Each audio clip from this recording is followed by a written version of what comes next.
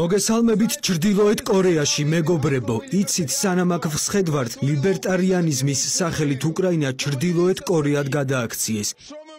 შეხედეთ რა გვაქვს. საზღვრები დახურულია, დიახ, ტელევიზია მთავრობის კონტროლ ქვეშ, დიახ. ბელადი კიმ ჩინ ზე, დიახ, გვყავს. ეს არის რეალობა, რომელშიც ვცხოვრობთ.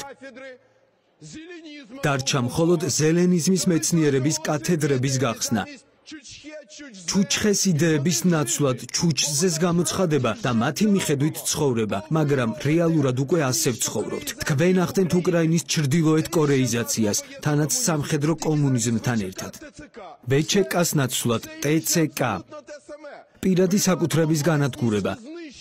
რეალურად რამდენი კერძო საკუთრება დარჩა უკრაინაში? ძალიან ცოტა.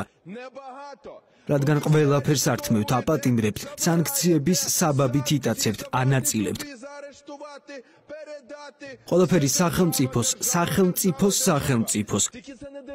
მაგრამ ეს სახელმწიფო კი არაა, ეს არის ზედამისი ახლო გარემოცვა.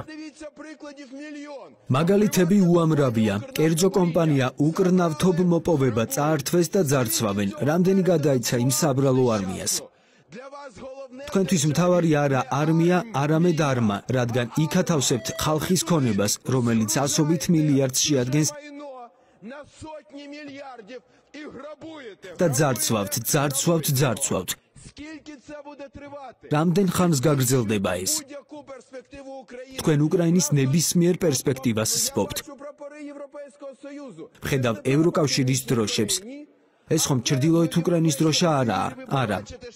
მაშ ევროკავშირში სად ნახავთ, რომ ვინმეს კერძო საკუთრება ასე მარტივად წაართვან? მიპასუხეთ.